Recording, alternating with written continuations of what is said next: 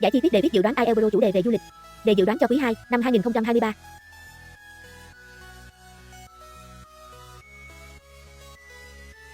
Đề bài cụ thể như sau: việc du lịch nước ngoài ngày càng dễ dàng và giá cả phải chăng? Theo bạn đây là một xu hướng tích cực hay tiêu cực? Hãy cùng đi vào các bước giải đề chi tiết như sau. Phân tích đề, tìm ý, lập dàn ý chi tiết, bài viết tham khảo, phân tích bài viết. Trước hết trong phần phân tích đề, chúng ta đi xác định 3 yếu tố sau: chủ đề của bài, câu hỏi cụ thể là gì và cuối cùng là đối tượng của bài viết. Chủ đề của bài này là việc đi du lịch nước ngoài. Câu hỏi, đây là xu hướng tích cực hay tiêu cực? Khi chúng ta triển khai bài, bạn hãy chọn nghiêng hơn về một ý kiến hoặc là tiêu cực hoặc là tích cực. Không viết theo kiểu nửa tích cực nửa tiêu cực. Đối tượng của bài viết cần xác định rõ là việc đi du lịch nước ngoài, nên nếu khi phân tích chúng ta nói nghiêng về du lịch thì đối tượng sẽ bị quá rộng và không đúng trọng tâm. Trước khi đi vào phần sau, chúng ta cùng tham khảo các cách diễn đạt đồng nghĩa với các cụm từ khóa trong bài. Hãy tham khảo kỹ phần này trước khi đến với phần dàn ý chi tiết ở sau nhé. Dàn bài thứ nhất chúng ta sẽ triển khai theo hướng khẳng định rằng sự phát triển của du lịch nước ngoài là tích cực. Trong dàn bài thứ hai chúng ta sẽ triển khai theo hướng ngược lại, khẳng định sự phát triển của du lịch nước ngoài là tiêu cực. Các bạn hãy nghiên cứu kỹ hai phần dàn bài này để hiểu rõ cách làm của dàn bài này nhé. Đối với hướng triển khai thứ nhất, du lịch nước ngoài là xu hướng tích cực. Phần thân bài cần giới thiệu được chủ đề và khẳng định việc phát triển du lịch nước ngoài là tích cực. Phần thân bài 1, chúng ta triển khai một luận điểm chính, đó là du lịch nước ngoài gia tăng hiểu biết văn hóa. Để bổ sung cho luận điểm này, chúng ta đưa ra các luận cứ như sau. Ví dụ, hiểu về văn hóa và cảm thông hơn, xóa bỏ các định kiến. So sánh, trước đây ít có cơ hội du lịch nước ngoài, hiện tại việc đi du lịch nước ngoài dễ dàng hơn do giao thông thuận tiện, đời sống được nâng cao. Kết quả, trải nghiệm nhiều, hiểu biết nhiều hơn. Ở phần này chúng ta thảo luận thêm quan điểm trái ngược về tác động bất lợi của du lịch và nhấn mạnh vào việc cần phải đi du lịch có trách nhiệm để hạn chế tác động tiêu cực. Phần thân bài 2, trình bày một luận điểm để khẳng định du lịch nước ngoài là xu hướng có lợi. Đó là việc du lịch đóng góp cho sự phát triển kinh tế. Để làm rõ luận điểm này, chúng ta đưa ra các luận cứ sau. Lợi ích, tạo việc làm cho các quốc gia chủ nhà. Kết quả, mang lại tác động tích cực trong việc phát triển cơ sở hạ tầng. Chúng ta đưa luôn ví dụ về một địa điểm du lịch đã phát triển rất nhiều về mặt cơ sở hạ tầng nhờ du lịch nước ngoài. Ví dụ Hạ Long, đón hàng triệu lượt khách nước ngoài và là một trong những nơi có hạ tầng cơ sở phục vụ du lịch tốt nhất ở Việt Nam. So sánh, du lịch với các ngành công nghiệp khác. Du lịch thường được gọi là ngành công nghiệp không khói và mang lại nhiều lợi ích và phù hợp với định hướng tăng trưởng xanh của nền kinh tế. Phân tích bất lợi hoặc quan điểm trái ngược, đưa ra phản biện cho quan điểm phát triển du lịch quá mức. Khẳng định cần làm du lịch một cách trách nhiệm, hướng tới các loại hình du lịch xanh như du lịch cộng đồng, du lịch sinh thái, du lịch văn hóa. Kết luận cần tóm tắt các ý chính đã đưa ra trong thân bài và khẳng định quan điểm của người viết rằng phát triển du lịch nước ngoài là tích cực nhưng cần chú trọng phát triển du lịch bền vững. Tham khảo bài viết mẫu cho hướng triển khai tích cực sau đây. In today's world, international travel has become more accessible and affordable than ever before. This essay argues that this development is a positive one, bringing numerous benefits to individuals and societies alike.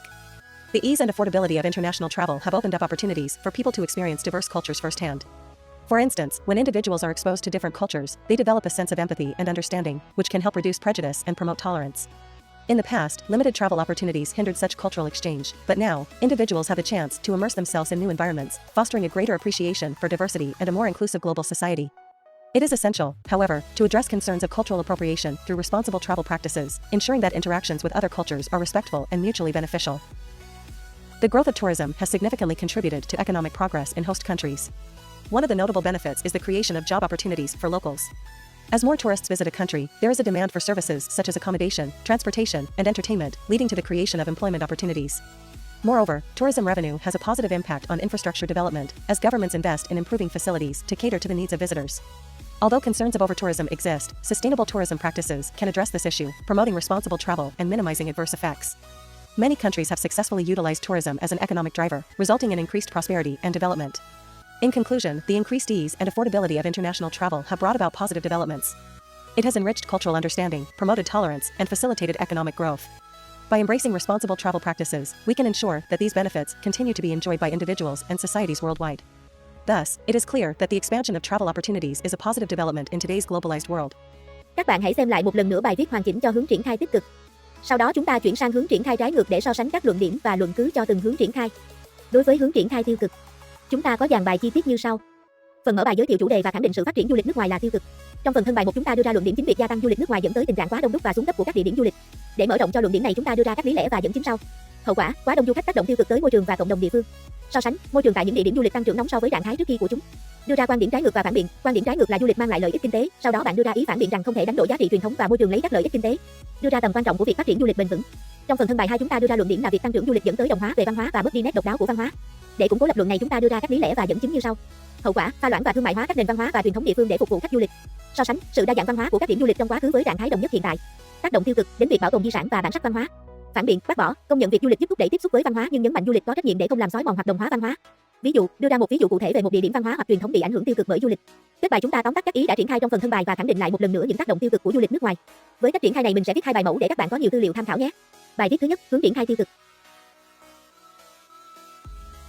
In the present era, the ease and affordability of global travel have reached unprecedented levels. However, I believe this development has negative consequences due to overcrowding and cultural homogenization. Increased travel leads to overcrowding and degradation of popular tourist destinations.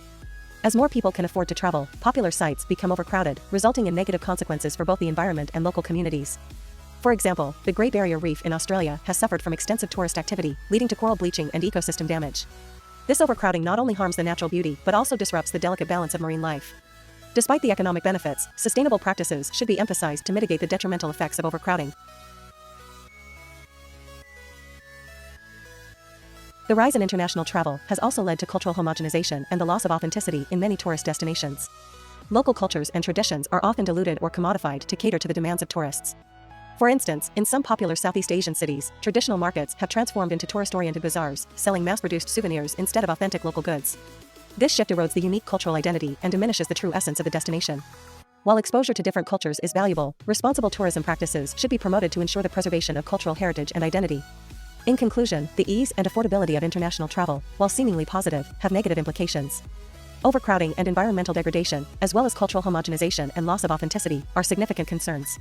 By promoting sustainable tourism and preserving cultural heritage, we can address these drawbacks and ensure a more balanced and enriching travel experience. Bài viết đạt 265 chữ. Có vẻ hơi ngắn thì bài sau mình sẽ viết dài hơn một chút cũng với dàn ý này nhé. Mọi người hãy tham khảo để có nhiều từ vựng viết về chủ đề này. The accessibility and cost-effectiveness of international travel have experienced a substantial rise. Nonetheless, in my perspective, this advancement brings about adverse outcomes attributable to overcrowding and the erosion of cultural diversity. One major drawback of the increased ease and affordability of international travel is the overcrowding and degradation of popular tourist destinations. As more people can afford to travel, famous sites become overcrowded, resulting in negative consequences for both the environment and local communities. For example, Venice, Italy, has been heavily impacted by overtourism, with millions of visitors flooding the city's narrow streets and historic landmarks. The excessive foot traffic has led to erosion of the city's fragile foundations, pollution of its iconic canals, and displacement of local residents due to rising housing costs. Despite the economic benefits, sustainable tourism practices should be implemented to preserve the natural beauty and cultural integrity of such destinations. Another significant drawback of the increased ease of travel is the cultural homogenization and loss of authenticity experienced by many tourist destinations. As local communities cater to the demands of tourists, their unique cultures and traditions can become diluted or commodified. For instance, the traditional floating markets in Thailand, once vibrant hubs of local trade, have transformed into tourist-centric attractions selling mass-produced souvenirs. This shift not only diminishes the genuine cultural experience but also displaces local vendors who can no longer compete with the influx of commercialized tourism. While exposure to different cultures is valuable, responsible tourism should prioritize the preservation of cultural heritage and the support of local artisans and businesses. In conclusion, the ease and affordability of international travel, while seemingly positive, have negative implications. Overcrowding and environmental degradation, as well as cultural homogenization and loss of authenticity, are significant concerns. By promoting sustainable tourism and respecting local cultures, we can mitigate these drawbacks and ensure a more enriching and respectful travel experience. Chúng ta cùng xem lại một lần nữa bài viết hoàn chỉnh theo hướng phân tích sự phát triển của du lịch nước ngoài là tiêu cực nhé. Hy vọng với phần giải chi tiết với 3 bài viết mẫu trên đã giúp bạn hiểu rõ cách làm dạng đề này. Các bạn hãy đăng ký kênh để cập nhật những đề dự đoán IELTS Forest 2023 mới nhất cho đợt thi IELTS sắp tới nhé. Xin cảm ơn.